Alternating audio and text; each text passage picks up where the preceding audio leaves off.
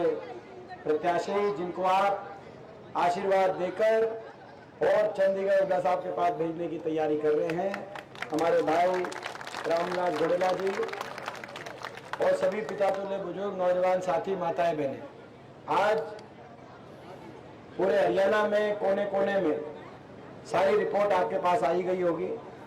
ठीक चल रहा है? रिपोर्ट हरियाणा में ओके आ रही है कि नहीं आ रही है? अपने गांव की कैसी रिपोर्ट है? क्योंकि हरियाणा में बीजेपी ने बड़ा नुकसान कर दिया। जो 10 साल पहले हरियाणा जो विकास और खुशहाली का प्रतीक प्रदेश था, आज 10 साल की बीजेपी की सरकार के बाद देश में नंबर 1 बन गया बेरोजगारी में, देश में नंबर 1 बन गया हरियाणा महंगाई में, देश में नंबर 1 बन गया हरियाणा नशे में, अपराध में। आज आप देख रहे हैं हर वर्ग का अपमान बीजेपी ने किया। 750 किसानों की जान की कुर्बानी लेने वाली ये एक ऐसी पार्टी और ऐसी सरकार साबित हुई जिसके दिल में दया का भाव नहीं था। सहानुभूति के 2 शब्द भी देश के किसान के लिए नहीं कहे। 1 साल तक किसान बैठा रहा इस आंदोलन में, 750 शव वापिस आए धरनों से।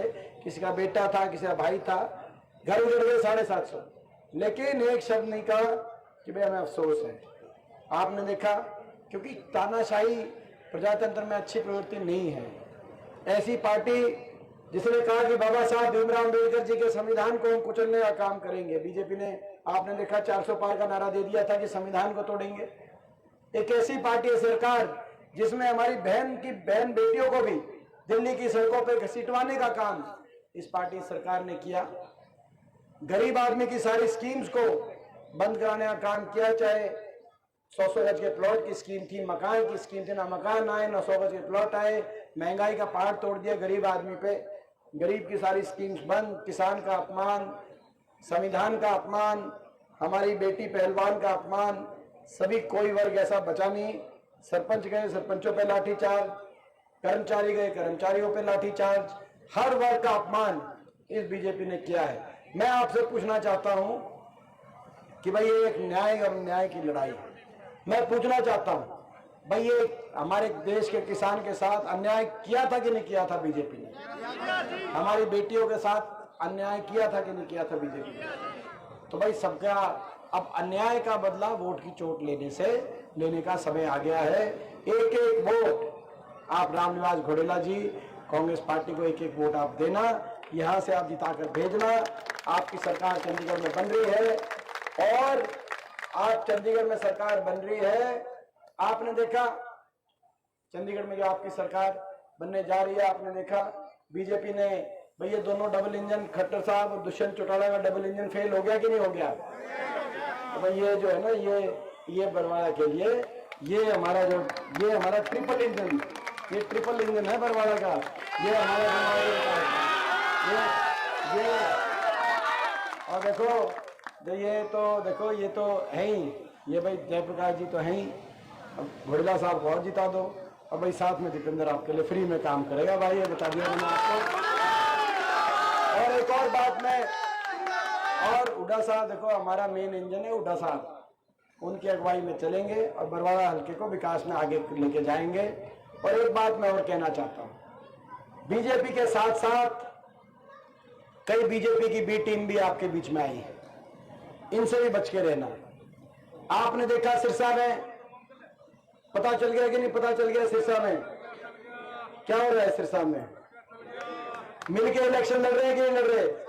इनेलो, गोपाल कांडा और बीजेपी मिलके इलेक्शन लड़ रहे हैं, और ये आज नहीं हमेशा मिलके चले। आदमपुर उपचुनाव था, जयप्रकाश जी जीत जाते आदमपुर उपचुनाव से, लेकिन इनेलो ने कैंडिडेट उठा दिया हो कि वोट काटू कैंडिडेट। वो वोट काटू कैंडिडेट के चक्कर में कुलदीप बिश्नोई वहां से उपचुनाव के अंदर, भव्य बिश्नोई वहां से जीते, आपने देखा। तो भाई ये कई बीजेपी की बी टीम आएंगी, सी टीम आएंगी, साजिश और षड्यंत्र। पिछली बार आपको याद होगा, पिछली बार दुष्यंत चौटाला आपके बीच में आए थे, कहते थे बीजेपी को करो जमुना पार।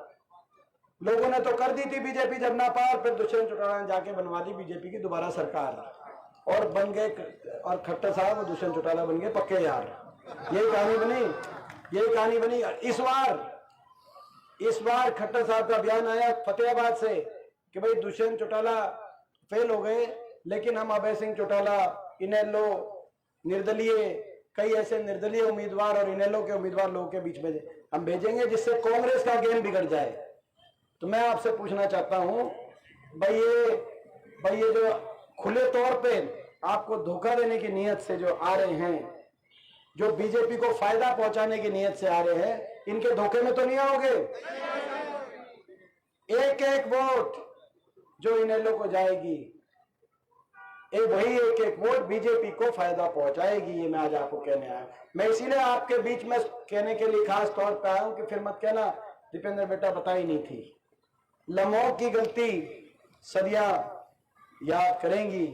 ये मौका आपके पास जो इस बार हरियाणा में तख्ता पलट के आपकी अपनी सरकार बनाने का ये मौका आया है, बड़ी संघर्ष और तपस्या के बाद ये मौका आया, और इस बार चूक गए तो आगे मौका आएगा कि नहीं आएगा नहीं कह सकते, अभी नहीं तो कभी नहीं। इस बात को आप समझना, समझदारी से और सूझबूझ से आप फैसला करना। हरियाणा में कांग्रेस पार्टी की सरकार अगर बनानी है हुड्डा साहब के नेतृत्व में, तो एक एक वोट मेरे भाई रामनिवास घोडेला जी को देकर यहां से जिताना है।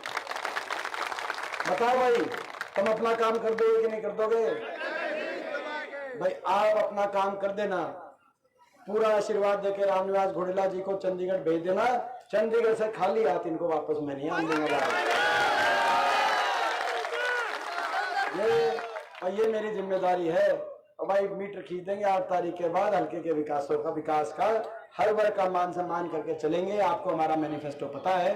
6000 बुढ़ापा पेंशन, 300 यूनिट बिजली फ्री, 500 रुपए में गैस का सिलेंडर, 2000 रुपए 18 से 60 साल की उम्र तक की महिलाओं के लिए, 2 लाख पक्की सरकारी नौकरी नौजवानों के लिए, एससी और बैकवर्ड समाज के हमारे 36 बिरादरी के परिवारों के लिए दोबारा से 100 गज के प्लॉट की स्कीम जो बीजेपी ने बंद कर दी थी, उस स्कीम को दोबारा शुरू कराएंगे और जरूरतमंद को 3.5 लाख तक की आर्थिक मदद करके मकान, क्योंकि 10 साल से मकान भी नहीं आया, लगभग एक आधा कहीं आया तो आया ना, तो ज्यादातर मकान ही नहीं आए, तो ये मकान भी दिलवाने का हम कार्य करेंगे। और अगर हारी बीमारी हो जाए तो राजस्थान में जैसे अशोक गहलोत जी की सरकार में हुआ था, हारी बीमारी हो जाए तो 25 लाख तक का सरकारी खर्च से इलाज में मदद कराने का वो प्रावधान, चिरंजीव योजना जो राजस्थान की योजना थी, वो हरियाणा में भी हम लेके आएंगे। हमारी सरकार कांग्रेस की सरकार गरीब की सरकार होगी, किसान की सरकार होगी, बड़े उद्योगपति घरानों की सरकार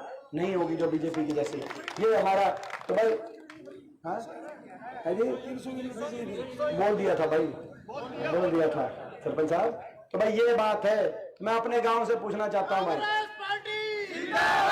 ये जो साजिश और षड्यंत्र रची जा रही है, ये जो वोट काटू उम्मीदवार आपके बीच में आ रहे हैं साजिश षड्यंत्र के माध्यम से, बीजेपी के इशारे पे बीजेपी को फायदा पहुंचाने के लिए, भाई इनकी साजिश और षड्यंत्र में तो मत नहीं आओगे? पक्की बात। अपने गांव भाई जब इतिहास में जब नाम आए कि इतना जबरदस्त अन्याय की जो बात आई सरकार ने किसान से, महिलाओं से, उसके बाद जब चुनाव आया तो अपने गांव का नाम भाई नंबर 1 पे आना चाहिए कि भाई अन्याय का बदला अपने गांव ने पूरा चुकाया। तो भाई ये बात करते हुए आपका बहुत बहुत धन्यवाद।